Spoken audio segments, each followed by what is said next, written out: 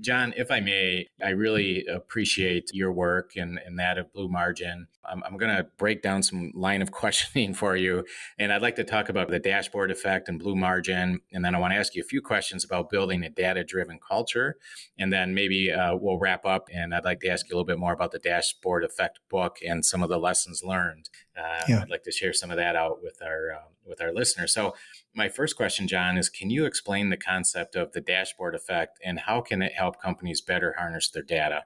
Yeah. So the dashboard effect is around the idea that data is really the brain of an organization. And, like that disproven adage that humans only use 15% of their brain, organizations really struggle to harness the power of their data. And we'll get into some of the details of how that's rapidly changing with this ongoing evolution that seems to be accelerating in some of these tools. But all of that effort is toward the endpoint of rendering information for a human to consume. So you're touching the right nerves to help them prioritize where they should focus, align with the rest of the organization, be able to be effective in executing rather than reactive to whatever's flapping and making the most noise in their office at any given time. So that's the idea. It's human nature. To keep score really drives motivation and performance. And when you do that as a team, that team accountability, emphasis on the word accountability is possibly the greatest motivator of humans. And so that's what we help companies to leverage. Yeah. So essentially, you take and create objective data, and through dashboards, KPIs, metrics, and you take that which is sometimes can be objective, and you make it concrete. You make it visible with meaningful data, and then from there you create accountability. Of course, then if you can measure it, you can probably improve it, and you can monitor, your performance improvement. Yes. John, let me ask you this. You mentioned to our listeners, you shared a little bit about, Blue Margin and kind of where that came from. But how did you come up with the idea for Blue Margin, and what makes it unique in the field of business intelligence? What makes you unique from maybe your competitors? Sure. So we came up with the idea because we started out, as I said, helping companies to use technology to perform better. And we actually started with the Google Productivity Suite, which had been recently adopted by the LA Police Department and was gaining a head of steam.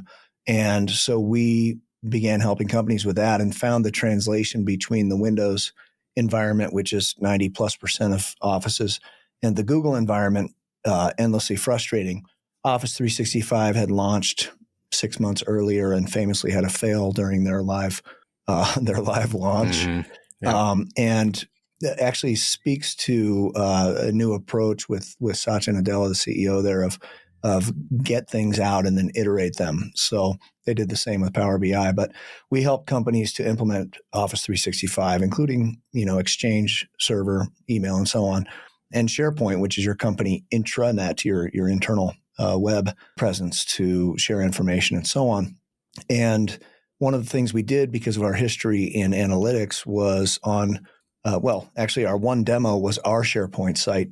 And in our sales space of that SharePoint site, we had graphs and charts showing how our funnel was, what projected closes were against the goal, what the gap was, and so on. And as we showed that to companies, they said, "Oh, what's that? That's really what we need." And so we helped companies to build analytics into their SharePoint sites. And within about 2 years of that, discovered that was by far the most acute and valuable need/solution, and became 100% data guys again. John, let's I want to just dig a little bit deeper on that, but can you walk us through Blue Margin's proven process for helping mid-market companies become data-driven? Just in general, I mean, what is the key to your success from a process I guess, view in terms of how you work an organization through becoming more data driven? What's that look like? Yeah, great question. So our history as PE-sponsored executives, our company that was 35 people was suddenly 500 people.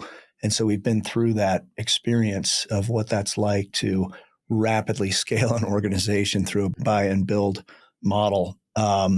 That gives us a really good sense of the business strategy the dynamics, the levers that you pull in that kind of environment to achieve a good return on investment. So when we work with a PE partner and they refer us to their portfolio and we start working with those companies, we're not technicians saying, tell us what you want and we'll build to spec. We're more business consultants, one foot in business consulting, a bigger foot in the data side of things, that being our weapon of choice. And rather than tell us what you want, we're asking what's the outcome we're looking for? And then we work backwards from there. What are the leading indicators and the points of influence that achieve that outcome, whether that's multiples expansion or better operational efficiency for higher margins or market reach or whatever the case is. And then we do that sort of root cause endpoint back analysis to say who influences that, what are their responsibilities, and what is their process for analyzing if they're on course or not, why they're on course or not, and what details they need to take action on it, and then begin to build out the data infrastructure and the visualizations for those personas to be able to have a second brain that keeps them on top of things and proactive and successful and firm-footed rather than running around with their hair on fire. So that business approach is probably what makes us most unique. And then there's been some recent developments in how we approach a project that is a bigger emphasis on data integration upfront, less emphasis on the dashboard upfront, and then working backwards. And we can get into those details as you see fit. So, John, as you'd mentioned, Blue Margin is in the private equity business. And so I want to ask you a question. And this is a question we get quite a bit. So I'll ask you the same question. But how do you adapt your solutions and or your processes, or do you or don't you, to different industries like healthcare, manufacturing, distribution, commercial services, legal, whatever the case may be? What does that look like for you guys, and how do you answer that question? Because a lot of times, some of these PE firms, they tend to be focused on a specific industry or two, and so we'll get this call and they say, "Hey, you've got the proven methodology and the proven processes and the solution, but how does that vary, and will it vary within our industry?" So, what's your response to that? Great question, Jack. So, there's a lot of variability from company to company, even within an industry, whether that's manufacturing or you name it. Having worked with quite a number of PE firms and portfolio companies, we've been exposed to the standard set of industries in PE, industrials and technology and some private healthcare. So we've gotten some good reps in all of those and understand the metrics that matter and things like that. But regardless, there is a unique business model, value creation plan, leadership team, PE philosophy, data sources, et cetera, for each and every company. And there's aspects to having an effective data strategy, executing data transformation, if you will, that are generic and can be applied everywhere. And there are aspects that really need to be unique to that individual company. There's not a rubber stamp approach that we have found yet, or anyone has found that we know of. But those generic pieces that sort of apply everywhere is getting your data into one place. So into a data lake or data lake house, which those terms are almost annoying because they're thrown around as buzzwords. Yeah. But suffice it to say, getting all of your data, whether it's Twitter tweets or PDFs or files from various transactional systems, into one lake, one pool of data, is a good first step, because right away analysts from the company can begin to dig in and with basic queries can get to things.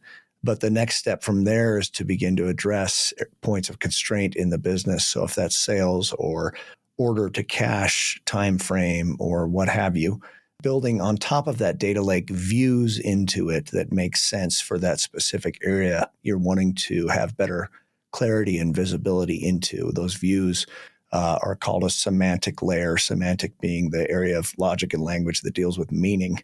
But setting aside that technical stuff, give regular users, power users and executives and so on the ability to say, hey, I want to see our sales view or our sales reporting data model that's on top of the lake, and be able to see all the tables and facts and dimensions that matter, what the funnel is, what stage they're in, when they enter the the funnel, how long they've been in there, what the potential close is, what the percent odds of closing, and begin to ask questions and build reports, drag and drop style, whether in Excel or Power BI or Tableau or Click or you name it, to start answering those questions.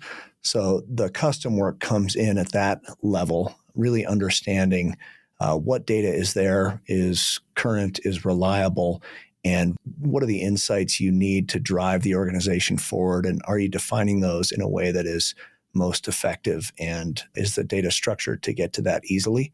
So there's a generic approach generally. There's a custom approach that applies to every company, regardless of industry. And we've found that it doesn't require having spent 10 years in manufacturing to be able to help with the data. They have that expertise, and we meet them halfway on the data side.